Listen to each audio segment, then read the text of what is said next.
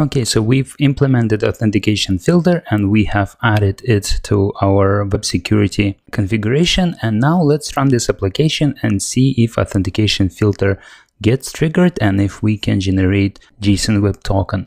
So I will set a couple of breakpoints and I'll do it inside of authentication filter.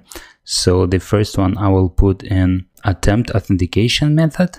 And the second I will put into successful authentication to see if authentication is successful and if I can get the token. And I will put the breakpoint on the last line here.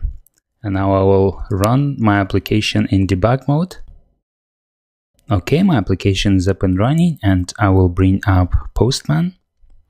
And here is the HTTP request to create a new user. Now to perform user authentication, we will need to send a different HTTP post request. And let me copy this JSON payload, I will need it.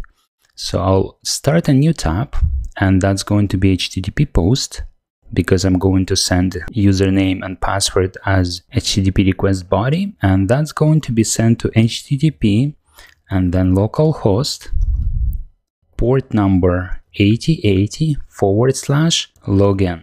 So /login is the default login URL configured in our application. We did not configure it, it's just a default value that Spring Framework uses. Later in this video course, I will show you how to create a custom authentication URL. We can create a custom URL like, for example, users login. Or if you need a different path to your authentication API, then you can create a custom path. But at this moment, let's use the default value login. Again, I did not have to do anything to configure this login URL. It's just there as default value. Now I'll switch to headers and I'll provide one header content type because I'm going to provide username and password as a JSON payload. And that JSON payload I will specify in JSON format. So the content type is going to be application JSON. Here we go. Now I will switch to body and then I will switch to raw. And because I have provided in my headers that the content type is application JSON, when I switch to body, the content type here is already selected for me, application JSON. And now I will paste the JSON payload I have copied from the request to create a new user. And I will delete first name and last name. So I'm going to send email and password.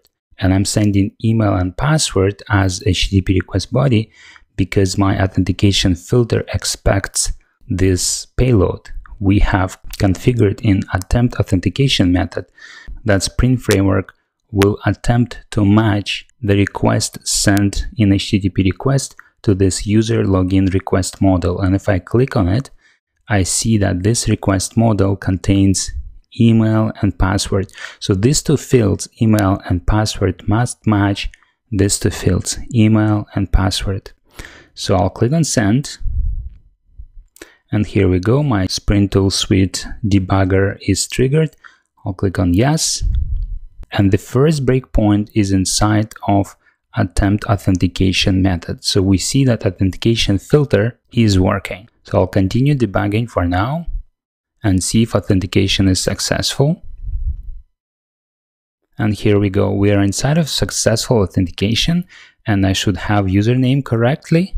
Yeah, the username is test9@test.com. So we are using email address as username and we should see the value of the token. And here we go. This is the value of generated JSON web token. So everything is good. It should be added to our header. Let's just continue and click on resume debugger. And now I will switch to Postman and see what HTTP response I got back.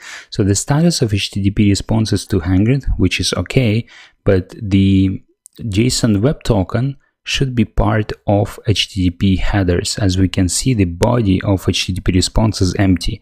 But if I switch to headers tab, I should find authorization header.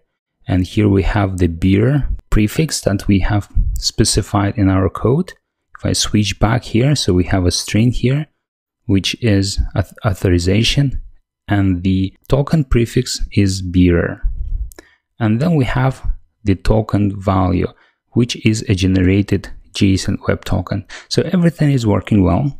But there is one more piece of information that we still need to include in these headers, and this is user ID. And this is because the JSON Web Token is needed only to authorize user request. For example, next time when we send a request to get user details, we will need to provide authorization header containing the JSON Web Token generated during login for the get user details to be authorized. If we don't have this token, the request will not be authorized. But then to actually get user details, we need to know user ID, which we will use to query user details from the database. So I will add one more header to this HTTP response, and that header will be user ID, public user ID, which we can use to uniquely identify this user.